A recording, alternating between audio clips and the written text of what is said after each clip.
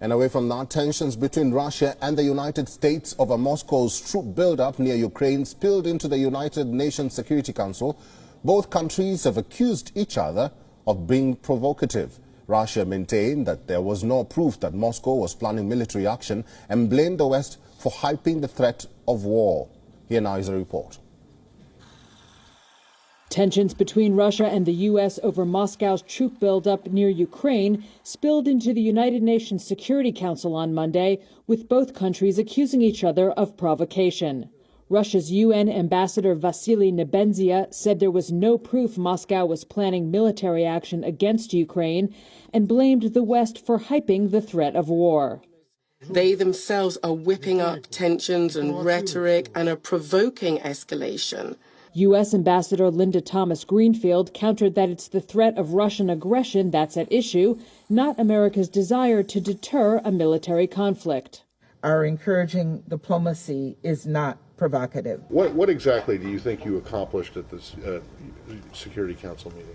And at the State Department, spokesman Ned Price was challenged by a reporter about whether the Security Council merely provided another forum for discussion without any action. The point today, Matt, to come to your question, was to continue to shine a spotlight on what we are seeing. Did the Security Council actually do anything? If the criticism is that we are engaging too robustly in diplomacy, that we're being too transparent, that we're being too consistent in what we're saying, that is criticism that we will accept if that's a criticism you want to lodge. Meanwhile, the U.S. and Britain said they are prepared to punish Russian elites close to President Vladimir Putin with asset freezes and travel bans if Russia enters Ukraine.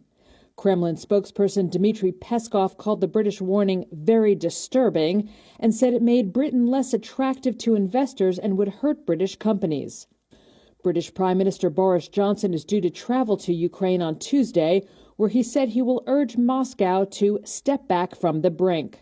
Also on Tuesday, Russian Foreign Minister Sergei Lavrov is expected to speak by phone with U.S. Secretary of State Antony Blinken. Now, on the one-year anniversary of a military coup in Myanmar, the United States, Britain and Canada have hit top Myanmar justice officials with coordinated sanctions. As part of a joint action with the United Kingdom and Canada, U.S. has designated 7 individuals and 2 entities connected to Burma's military regime. The U.S. Treasury Department has placed sanctions on Attorney General Theda Oh, Supreme Court Chief Justice Tun Tun Oh, and Anti-Corruption Commission Chairman U Tin Oh. The Treasury said they all were closely involved in the politically motivated persecution of opposition leader Aung San Suu Kyi.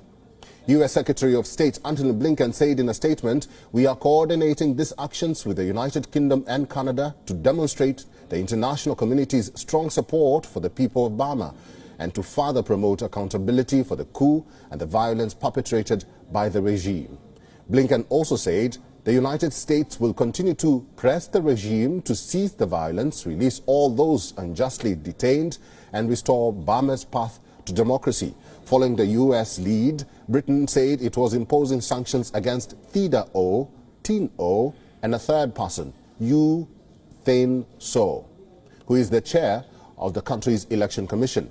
In a statement, British Foreign Secretary Liz Truss said Myanmar's military regime has attempted to terrorize the people of Myanmar into submission, adding that through fear and violence they have created division and conflict, and that the UK will always defend the right to freedom, democracy and the rule of law. The Canadian government said the military regime had shown no sign of reversing course on Myanmar situation. It slapped sanctions on the same 3 regime senior members as Washington. The United States also separately imposed sanctions against several business leaders and companies. Those are accused of providing financial support to Myanmar's military regime. Meanwhile, 1 year after ousting her in a coup, the junta has leveled fresh charges against Aung San Suu Kyi. Suu Kyi has been detained since February 1st last year. She has already been sentenced to 6 years in jail for illegally importing and owning walkie-talkies, an incitement against the military and breaking COVID-19 rules. The military junta has now charged her with influencing election officials during 2020 polls. If convicted of all charges, she could face sentences of more than 100 years in prison. The junta cancelled the results of the 2020 election in July last year. Independent monitors say the polls were largely free and fair. The junta has promised to hold another election by August 2023. If stability in the country is restored, the country is currently riven by clashes between the military and anti-coup fighters. The takeover triggered mass protests and a crackdown on dissent. United Nations investigators released a statement saying that more than 1,000 people may have been killed in crimes against humanity and war crimes since the coup. Ahead of the anniversary of the coup, the junta warned that holding protests could lead to charges under the anti-terrorism law.